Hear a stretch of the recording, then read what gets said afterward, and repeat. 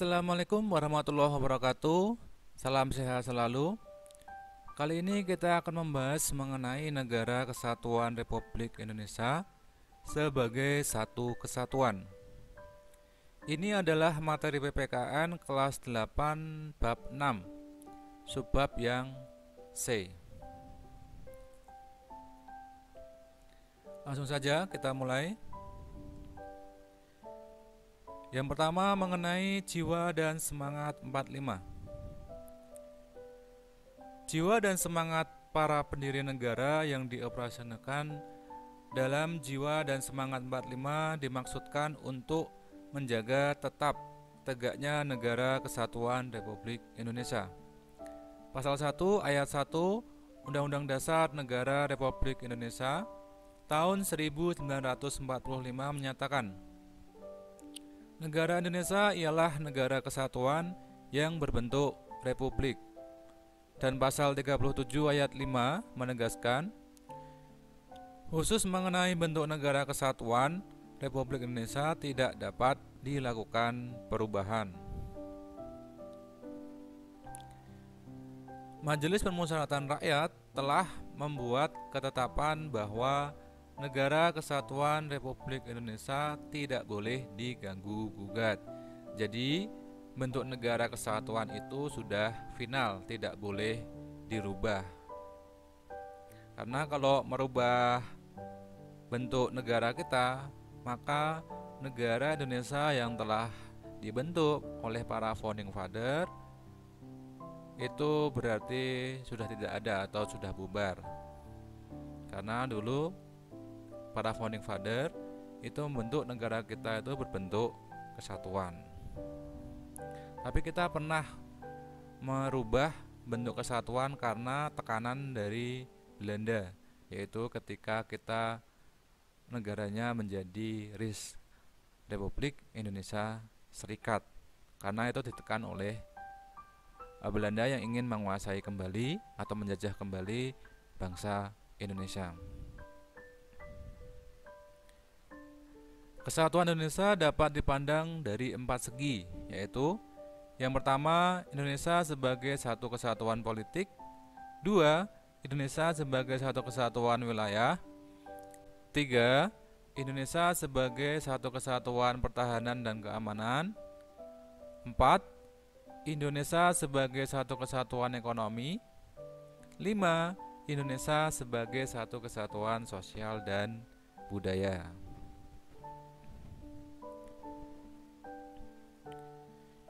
1. Indonesia sebagai satu kesatuan politik. Sebagai satu kesatuan politik, Negara Kesatuan Republik Indonesia meletakkan Pancasila sebagai dasar dan falsafah serta ideologi bangsa dan negara. Jadi, sebagai kesatuan politik itu kita meletakkan Pancasila sebagai dasar negara.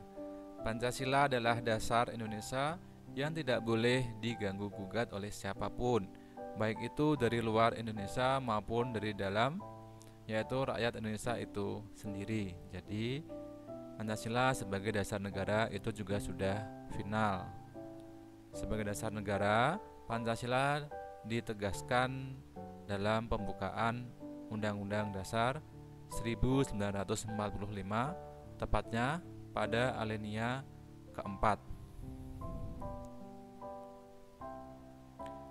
2. Indonesia sebagai satu kesatuan wilayah. Seluruh wilayah Indonesia dengan segala isi dan kekayaan yang terkandung di dalamnya merupakan satu kesatuan wilayah, wadah, ruang hidup, dan kesatuan yang mutlak bagi seluruh bangsa Indonesia.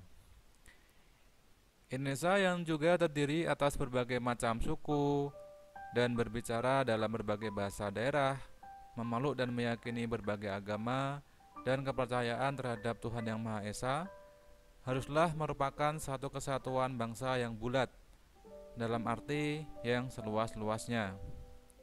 Meskipun berbeda, Indonesia tetaplah satu. Ilustrasinya seperti ini. Ini ada berbagai macam suku bangsa di Indonesia.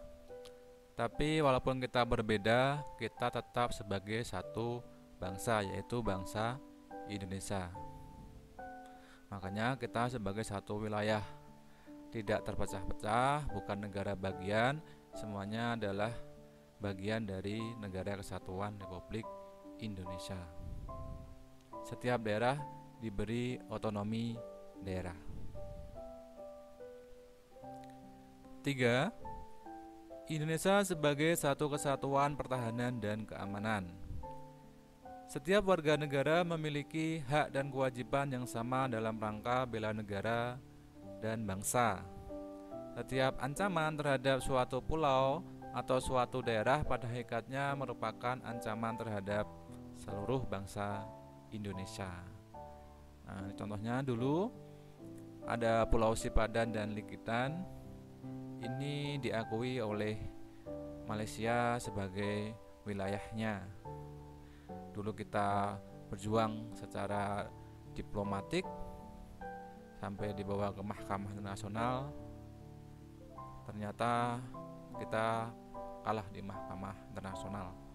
Nah, ini adalah salah satu bentuk bahwa kita sebagai satu kesatuan. Kalau ada daerah tertentu yang itu terganggu, terusik, maka itu adalah masalah bersama dalam negara Indonesia. Semoga hal seperti ini tidak terjadi lagi. Jangan sampai kita kehilangan wilayah kita, baik sejengkal tangan pun. 4. Indonesia sebagai satu kesatuan ekonomi. Kekayaan wilayah Nusantara adalah modal dan milik bersama bangsa. Kesejahteraan ekonomi harus merata dirasakan oleh semua daerah di Indonesia. Tak ada alasan untuk lebih mementingkan daerah A dan menelantarkan daerah yang lain.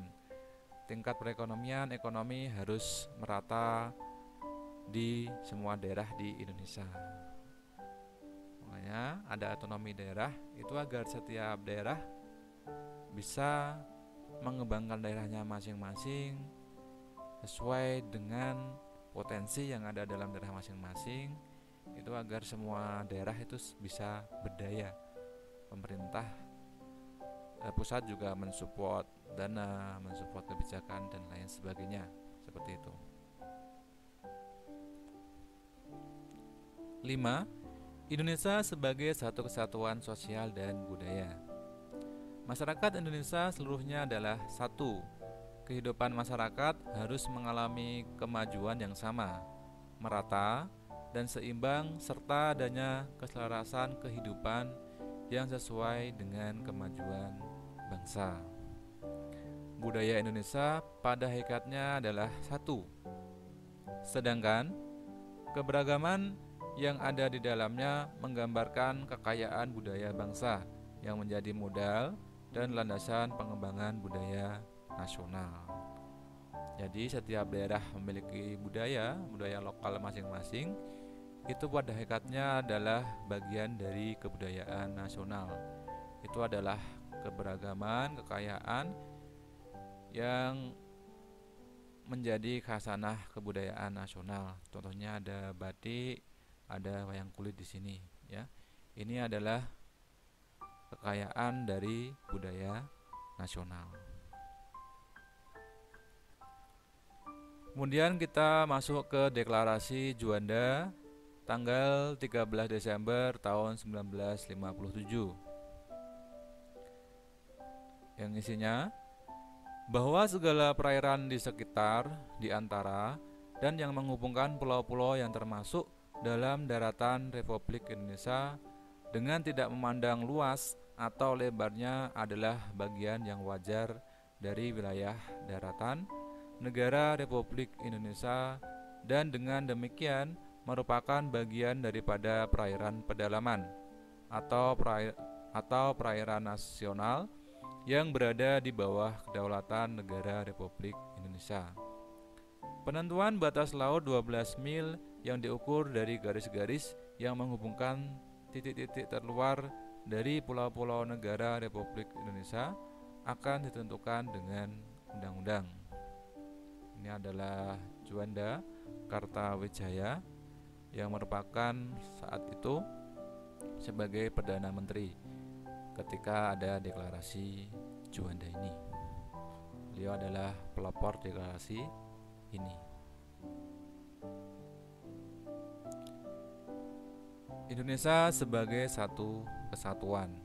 Jadi sebelum ada pengakuan internasional mengenai batas laut teritorial yang tadi dijelaskan dalam deklarasi Juanda, itu laut teritorial hanya sepanjang 3 mil terhitung dari garis pantai pasang surut terendah. Nah, kalau hanya 3 mil maka bagaimana? Seperti ini ya. Wilayah-wilayah kita di sini akan terpisah-pisah. Pulau Sumatera dengan Pulau Kalimantan, dengan Pulau Jawa, kemudian Sulawesi dengan Papua, ada Maluku dan lain sebagainya. Semuanya akan terpisah-pisah. Jadi di dalam perairan Indonesia di antara berbagai pulau ini di sini ada perairan internasional. Kemudian setelah deklarasi Juanda kan itu diaturnya 12 mil. Ya, sehingga ketika 12 mil ini wilayah kita menyatu ya seperti ini. Nah, ini sudah menyatu. Ini antara Pulau Sumatera, Jawa, Kalimantan, kemudian Sulawesi, Papua, Maluku. Nah, semuanya di sini menyatu dalam satu wilayah kesatuan seperti ini.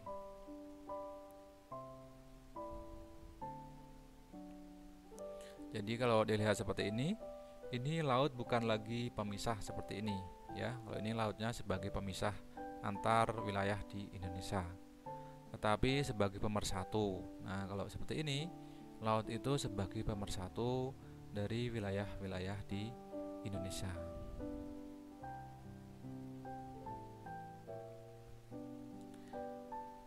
Konsep negara kepulauan. Berdasarkan deklarasi Juanda, Indonesia menganut konsep negara kepulauan yang berciri Nusantara. Konsep itu kemudian diakui dalam Konvensi Hukum Laut PBB pada tahun 1982 atau UNCLOS 1982 yang ditandatangani di Montego Bay, Jamaika tahun 1982. Nah, ini dulu 1982. Alhamdulillah konsep yang dibawa oleh deklarasi Juanda mengenai negara kepulauan yang berciri Nusantara akhirnya diterima oleh internasional ya. Di sini ada Konvensi Hukum Laut PBB tahun 1982 atau UNCLOS 1982. Indonesia kemudian meratifikasi UNCLOS 1982 dengan menerbitkan Undang-Undang Nomor 17 Tahun 1985.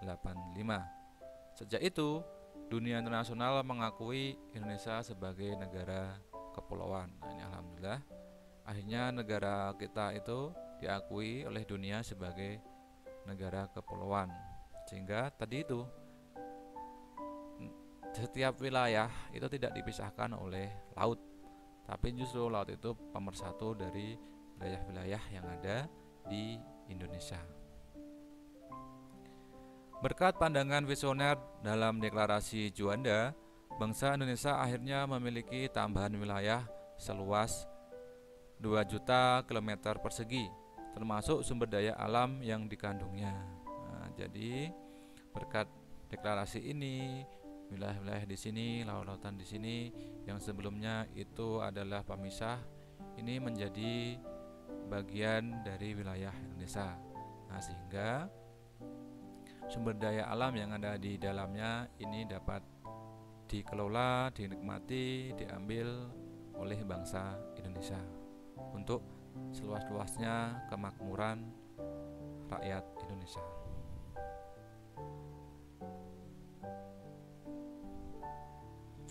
Nah, ini kita bisa lihat ya, Di sini perbandingan wilayah Indonesia. Ketika merdeka, ini diakuinya baru 3 mil ya. Saat itu belum ada UNCLOS dan deklarasi Juanda. Seperti tadi, ini lautnya sebagai pemisah karena dipisahkan oleh perairan internasional. Kemudian ini deklarasi Juanda, berarti 12 mil ini ya. Ini sudah digabungkan oleh laut ya. Jadi wilayah-wilayah di sini sudah bergabung menjadi satu kesatuan negara kepulauan yang bercirikan Nusantara tadi. Kemudian di sini setelah ada UNCLOS 1982 atau Konvensi Hukum Laut PBB 1982, nah ini wilayah kita sudah diakui seperti ini ya, negara kepulauan yang bercirikan Nusantara. Setelah UNCLOS kita juga memiliki ZEE di sini ya, sepanjang 200 mil. ZEE itu adalah zona yang luasnya sejauh 200 mil dari garis pantai suatu negara, yang mana dalam zona tersebut sebuah negara pantai mempunyai hak atas kekayaan alam di dalamnya. Negara pemegang hak ZEE berhak menggunakan kebijakan hukumnya, kebebasan bernavigasi, terbang di atasnya, ataupun melakukan penanaman kabel dan pipa. Jadi sebaliknya, kalau negara lain yang di luar ZEE itu harus meminta izin kepada negara yang berdaulat atas ZEE. Jadi ini suatu keuntungan bagi negara Indonesia.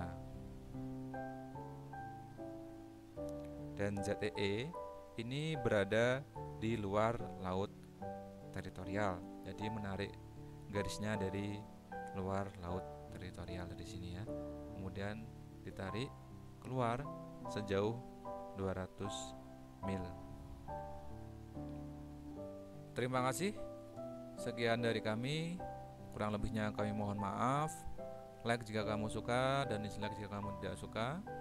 Semoga bermanfaat. Kami akhiri. Wassalamualaikum warahmatullahi wabarakatuh.